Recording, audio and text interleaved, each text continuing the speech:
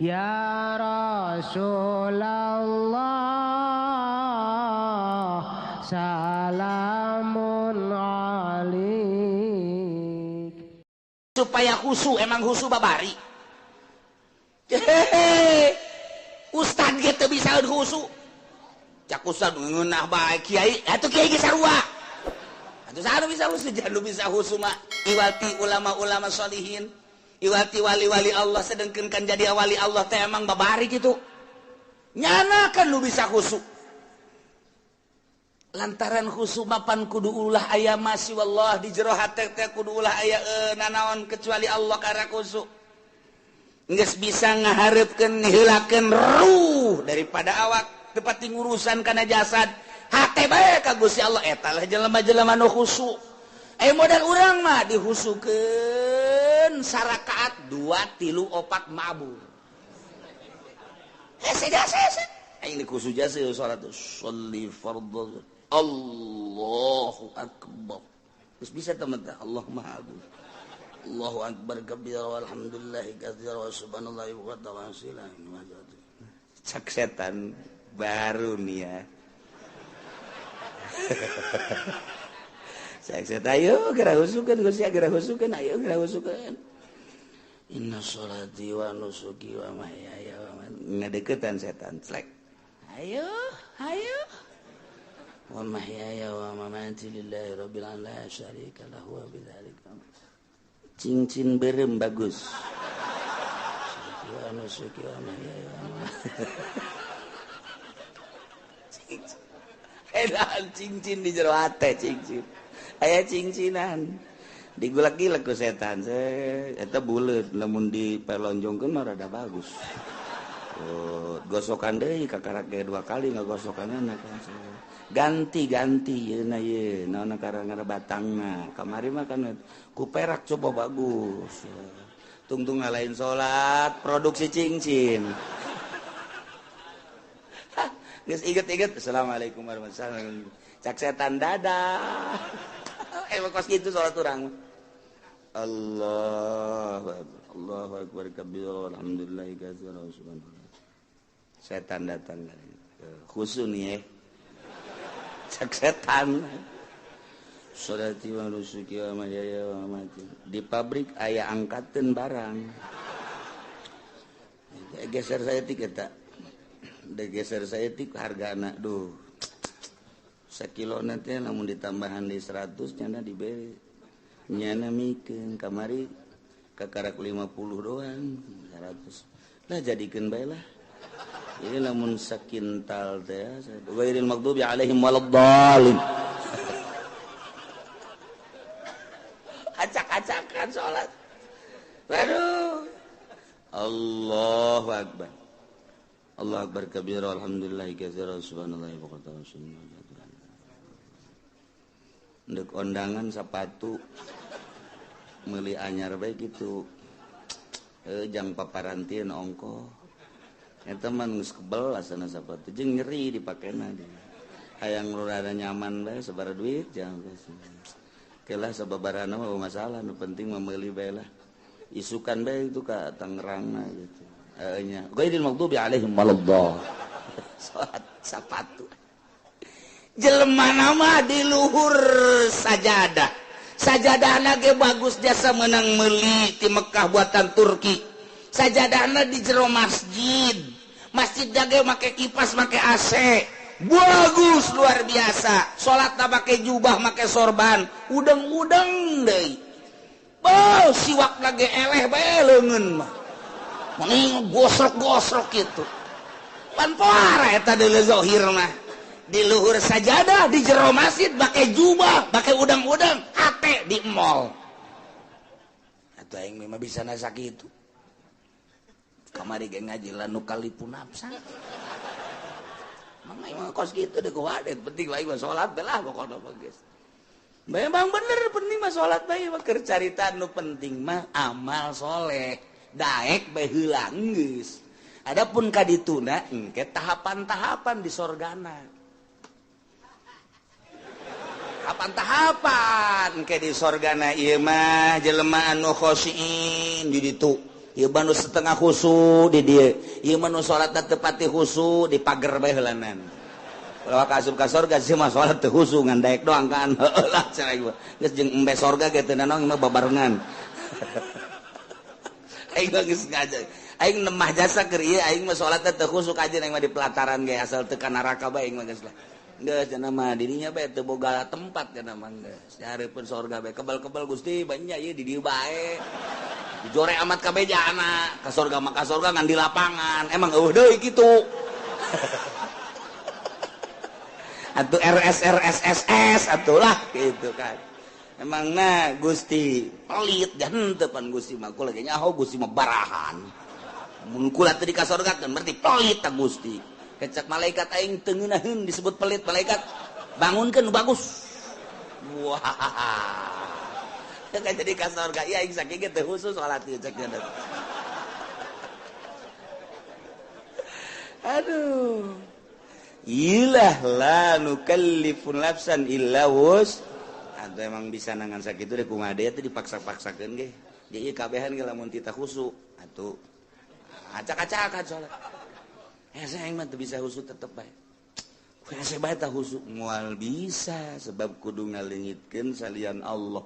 Ainu bisa gitu wali salian gitu ulama sholihin kakaraknya nama teger Allahu Akbar contohna nya nama ku teger-tegerna kahuruan Syekh Marufil Qurhi keur salat di masjid kemudian kahuruan nya nama teu lumpat beres wabeh daratang kana emang naon ieu kahuruan teh nya masyaallah jaheut teu kan teu nyaho cenah kahuruan salat kahuruan nyana teu nyaho urang mah kureungit reungit oh pencak turun kabeh reungit ngomong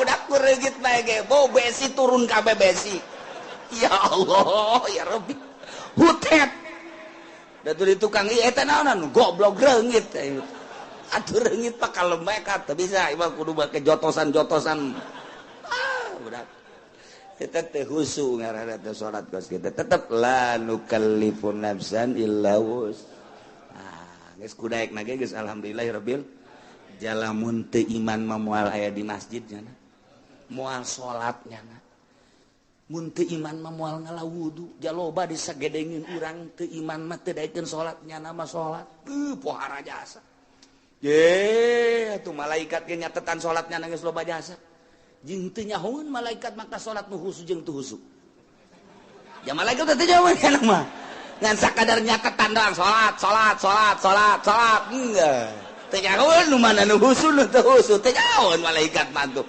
matak laporan ka Allah tah lengkap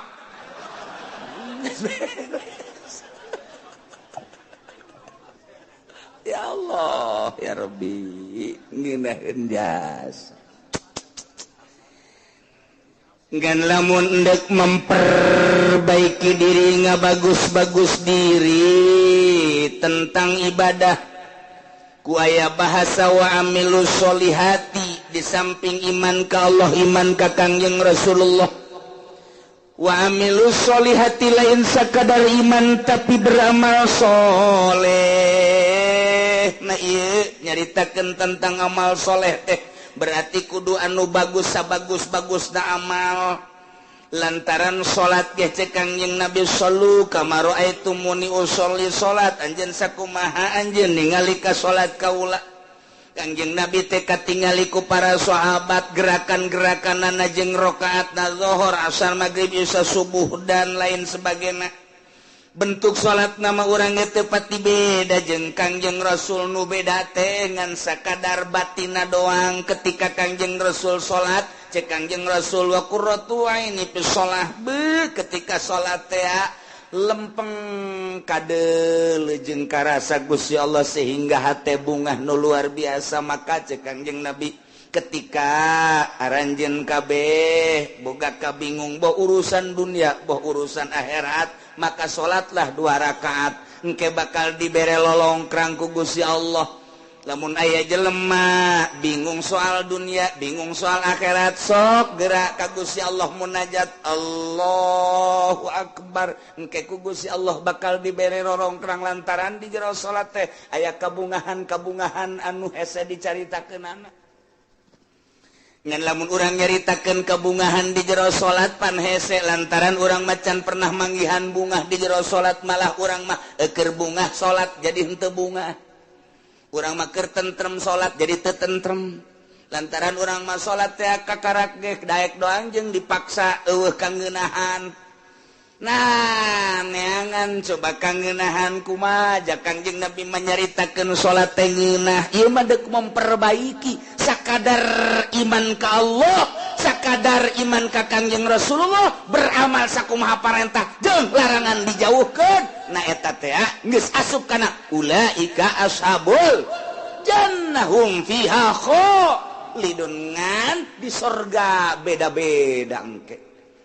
Mantap yang memperbaiki diri mulai ngajinya na asup ke pondok pesantren kejeun teu sakola ge atawa dibarengan ku sakola 2 tak ngaranna. Teu murni teh mah kos kitu mah ka sorga hayang ka neraka hayang. Ieu mah teu di ka sorga bae geus. Mulai mondok pesantren, ngaji amil, ngaji jurumiyah, ngaji alfiyah, ngaji jual makun, ngaji mantek, ngaji jamul jawami terus usul fikih dan lain sebagainya, ngaji hadis tafsir beres. Neropong kana kemurnian kajernihan kolbu ahli Allah. Kabita urang lamun nyaritakeun Sidina Abu Bakar Siddiq radhiyallahu anhu.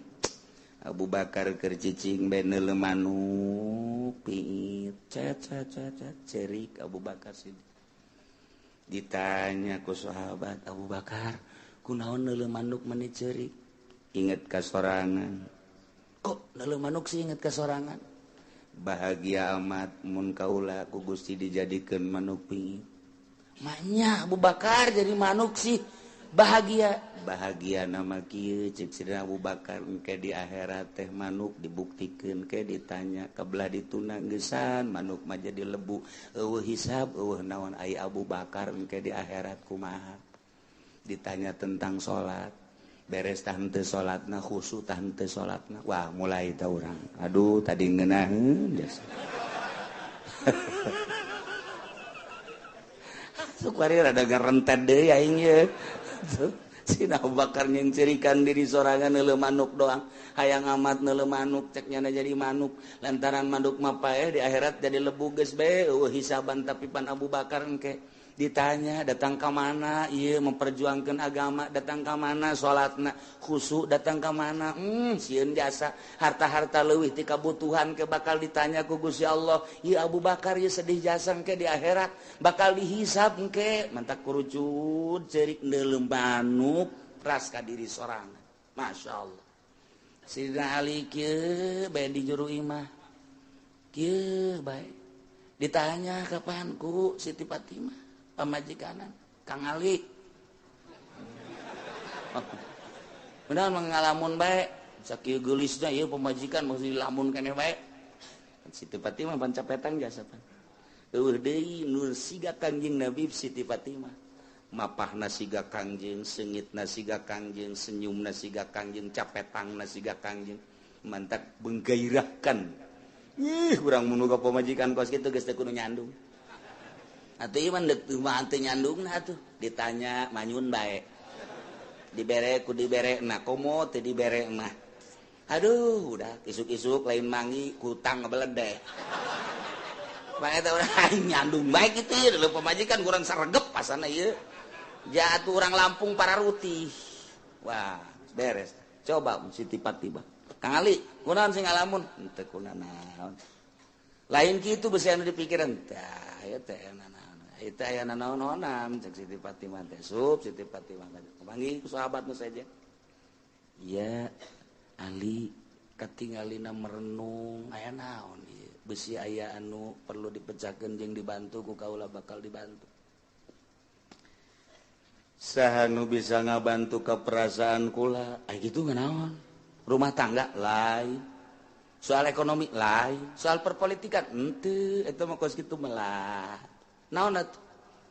kulama neuleuh budak tuh lumpatan ras ka diri gitu hayang kula jadi budak deui sanggeusna jadi budak memeh balik mending di mawatan ku Gusti Allah selesai ali di jero kubur teu kudu ditanya deui di akhirat geus teu kudu ditanya lantaran budak mah rek ti muslim rek ti kafir tetep ka sorga bae ali mah ngarep-ngarep hayang budak deui cak yeuna teh hayang paekeun leutik beuh pat ieu mah geus kieu cak yeuna teh paeh di jero kubur bakal ditanya ku malaikat munkar nakir haju dihisab segala rupa amal-amal salat bakal ditanya khusus henteu tak iya lamun ditanya soal salat bae ai pagawean mah pagadi pegawai tapi kan kahusukan henteu nah ieu jadi masalah cek Sidina Ali teh haju kapan lamun teh khusu wala tadribiha wujuhana pada eta salat teh jadi pamonggol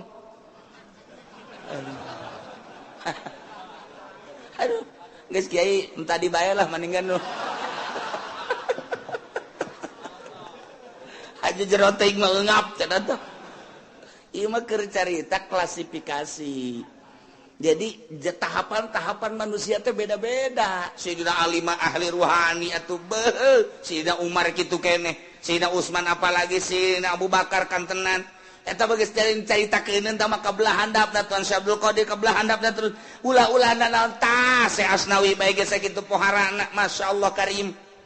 Guru-guru urang anu geus teu nyahona naon ketika zikir ku ngeunaheun jasa lantaran urang mah pan ngarasa lapar teh beuteung urang mah ngarasa indah teh ceuli urang mah ngarasa nikmat indah teh mata lantaran make kena watek kapan urang mah mata indah mun dideulekeun kanu indah-indah masyaallah barang neuleuh aya awewe semampai mata akureun mantep banget ngongkong saya aduh mantep susu nongol kahayang mata kan eta neuleuh urang negro hideung amat jariji aing mah mata watak eta teh lamun dikembalikeun ka nu geulis buatan Allah nu goreng buatan Allah nyaritakeun geulis jeung goreng teh tama nafsu mun dikembalikeun maka Gusti Allah bawa nu geulis bacan bisaeun ibadah bawa nu goreng mah bisaeun ibadah sedengkeun kita cinta teh kanu cinta ka Gusti Allah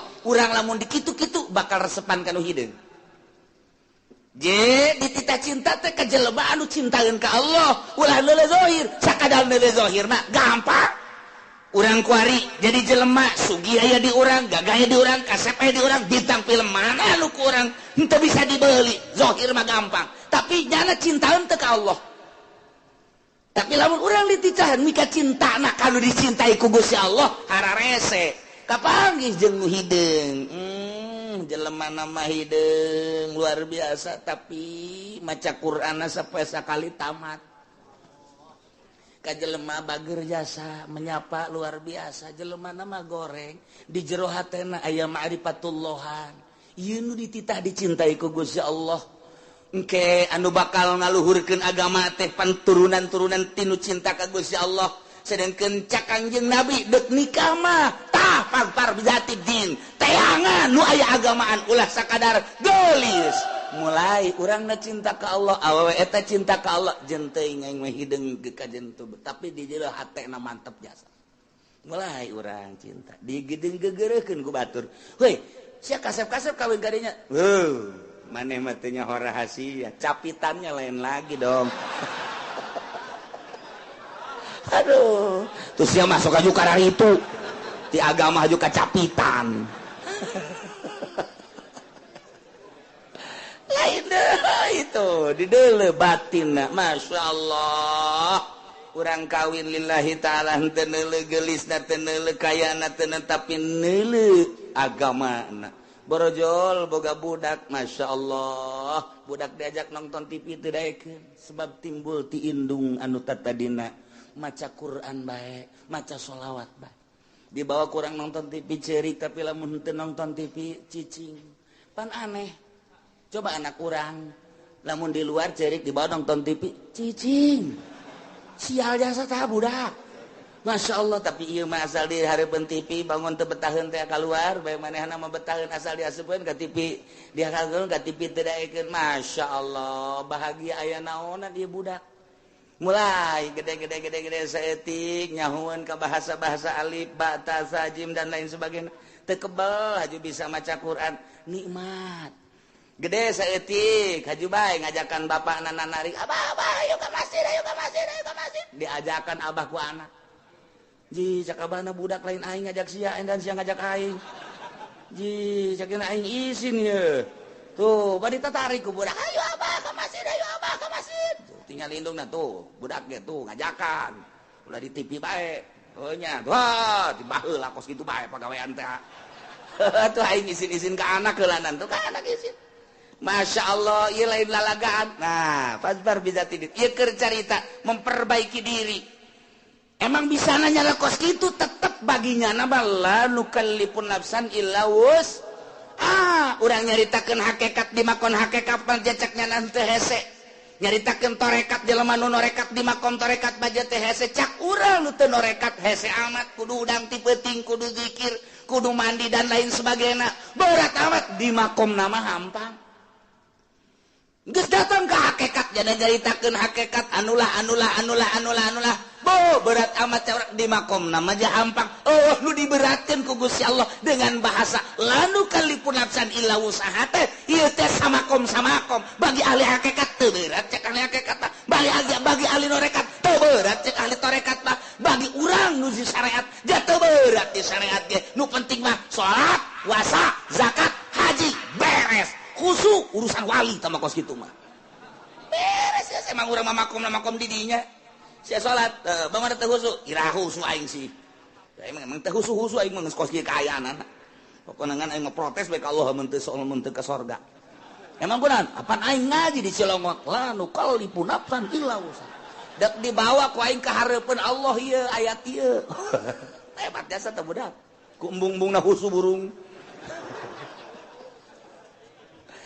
kesimpulan nama jelema iman ka Allah ka Kangjeng Rasulullah beramal soleh disadiakeun ku janji Allah lain ku amal ku janji Allah sorga di sorgana hum fiha khalidun breng arasup ka sorga geus puguh mursalin nabiyin geus puguh para sahabat geus puguh para aulia Allah geus puguh para ulama geus puguh para ahli thariqah ieu ahli syariat ge wabeh arasup ka sorga lamun anu bobolokot ku dosa wayahna dianclomkeun heula ieu mah wayahna doang tetep ka sorga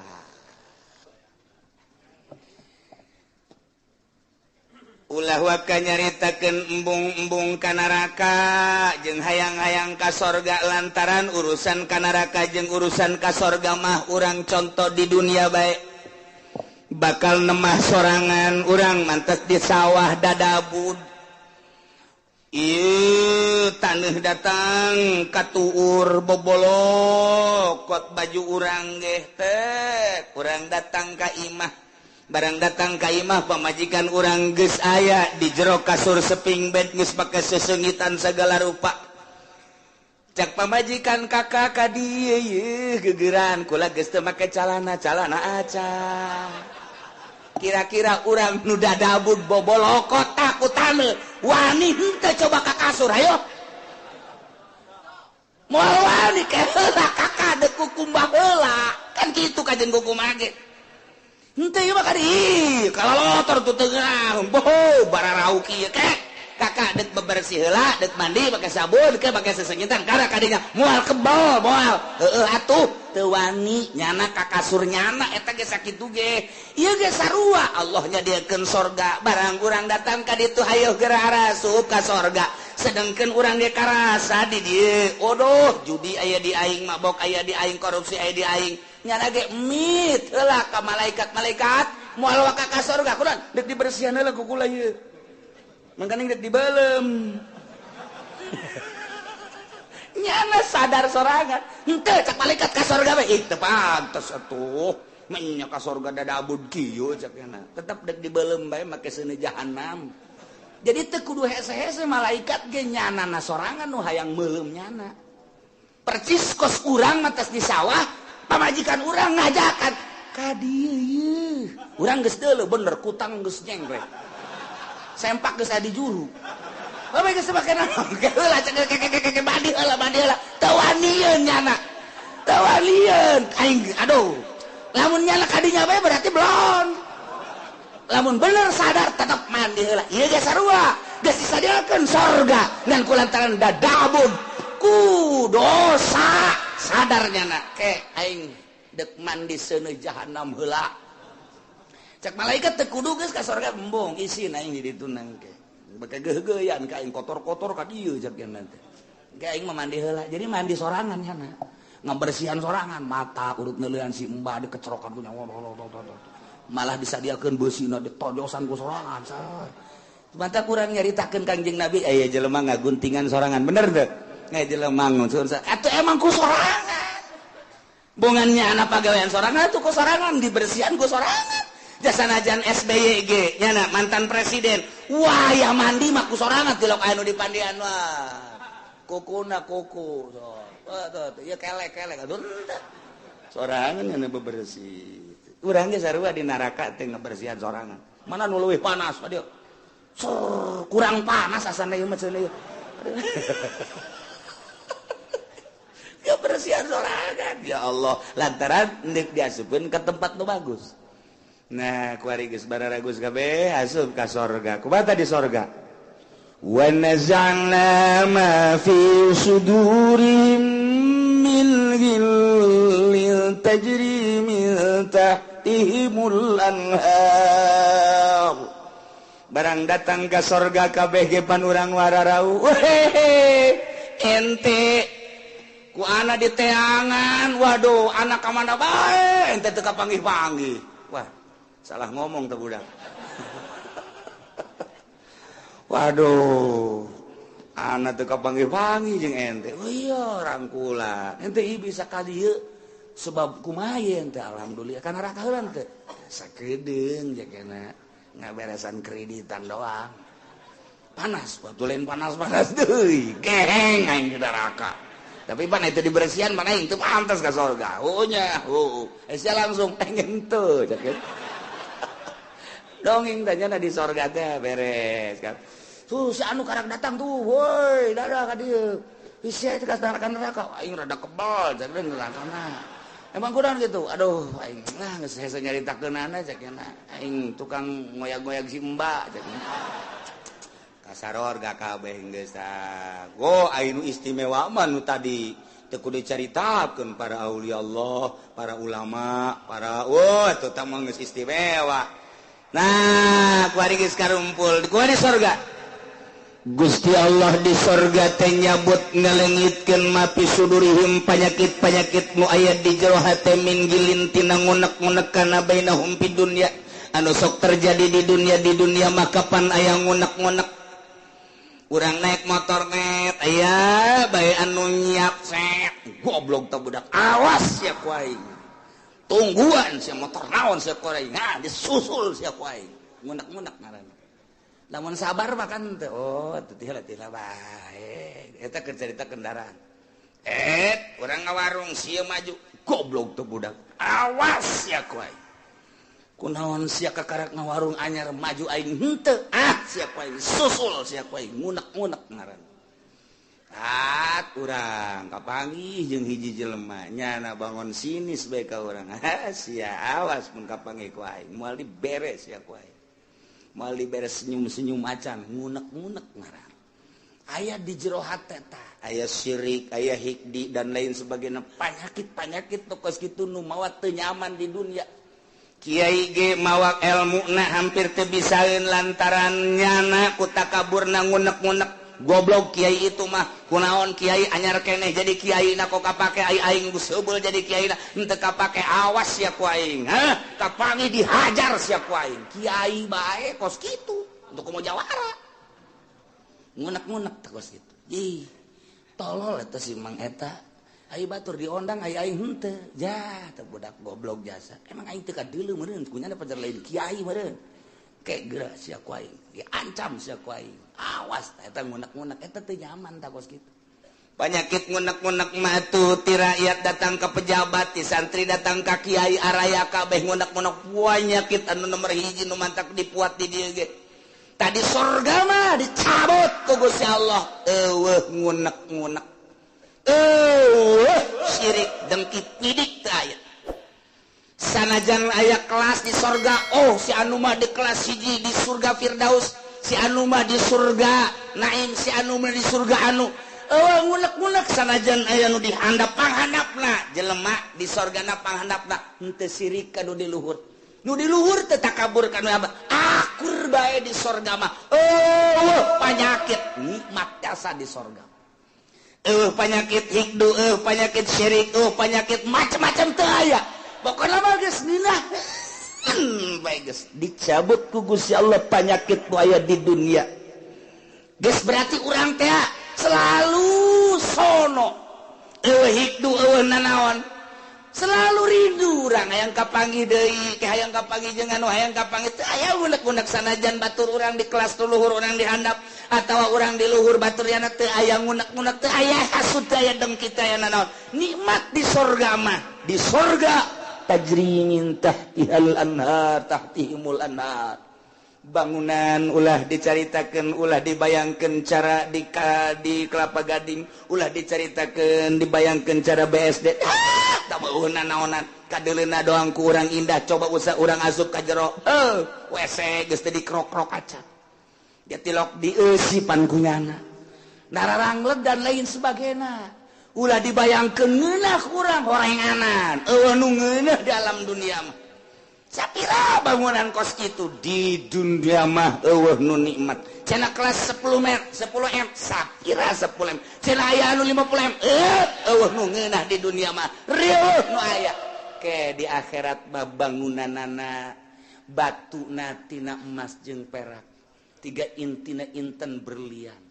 Teu kudu make lampu tapi seluruh sinar-sinar lampu ti mimiti herang caang beureum koneng biru araya. Hese nyaritakeunana tajri min tahtihimul anhar di handapeun gedung-gedung urang sing korolok cai bisa ditambai urang keur cicing di luhur hayang cai ka luhur disintrekan doang kitu dicepret cai nae ka luhur hayang cai naon hayang cai susu aya hayang cai arak aya hayang cai naon bae tinggal cai datang tajri min tahtihal anhar ku ari ge urang nyieun sosorgaan di dunia teh cai sing kerelek kadeuleuna mah cai padahal mah setrum kudu dibayar puyeng eta nu aya kadeuleuna cai eta ku mata mah padahal di jero hatena mah ieu budak bade teuing setrum ieu waduh sosorgaan di dunia di akhirat tajri min tahtihibul anhar di samping bangunan anu sakitu indahna tangkal kayu dan lain sebagainya urang teh di hadaman ku barudak-barudak widadari ngagalendotan urang hayang nu kumaha aya saurang dibere 70 geus urang kieu bae ge urang pindah ti ieu beteung ieu ka beteung ieu ti beteung ieu ka beteung jeung capek-capek sedengkeun mantas dipake jadi parawan deui berubah beungeut ge isuk makos puari makos ge isuk kos kitu isuk kos makin kasep makin geulis henteu henteu angger beungeut urang poe ieu kos ge isuk lain deui ieu lah maha kawasa Allah subhanahu wa ta'ala nu penting iman ka Allah iman ka Kangjeng Rasulullah amal saleh mantep geus pokona mah teu kudu hese-hese la nukallifu nafsan illa wus asal berangkat bae geus pokona surga tinggal diperbaiki doang kurang kuari mah larangan-laranganna titah ngredit titah diulah ngredit eta kudu dipiceuna besing ke mandi sorangan di ditu ngabersihan ngagosokan suku kana dikreditan ieu ka suku-suku ih emang kumaha gitu ya Allah ya Rabbi sing hade nyokot duit bank sing hade deposito eta teh ribawi nu kos kitu moal kebel di alam dunia teh diriweukeun ku nu kos karar itu masyaallah hammuka maka tujuan anjeun kunaon ngariweuhkeun anjeun ujung-ujungna mah kapan pae kunaon teu mikiran pae nah ieu sing hade sakedeung urang dibere waktu nu penting alladzina amanu wa amilus sholihat naon perintah laksanakeun sempurna nu optimal usahakeun. Kemudian larangan jauhan asup ka sorga dibersihan tina berbagai penyakit tajri tahtihimul anhar. Ngomong urang kabeh di sorga kumaha ngomongna wa qalul hamdulillahilladzi hadana li hadza wa ma kunna linahtadiya laula an hadanallah. Ieu bahasa urang nu bakal dicaritakeun ku urang engke digambarkeun ku Gusti Allah ngomong urang ke di sorga ieu omonganana. Urang kabehan asup ka sorga beu nikmat jasa urang pamajikan urang anak jeung incu asup ka sorga bu munah bapak urang bapak kolot urang kabeh uyut urang ujang ngawareng urang udag-udag siul wah beh ka sorga ka Bondoroyot nikmat luar biasa aya hiji ben nu nyelap ayo si Edi ka mana orang di sorga cak mana heunya ka mana eta budak emang keur di dituna ge teu daek nurut ta budak coba teangan coba kan sungai aya di pagar sorga wah tuh cuman eta si Edi budak aing mah nineung jasa eta budak aing boga rarasaan asana ka budak tak ka neraka kajen ku kumaha ge bukan di pasantrenkeun ban keur ieu balik mah lulu panjana sakola pan bebeja nama ka guru orengan henteu asup-asup di pabrik dahan malingan sapatu eta budak aduh aing mah boga anak ieu hiji lain rarasaan asana aing mah coba teangan coba berangkatnya neraka malaikat malik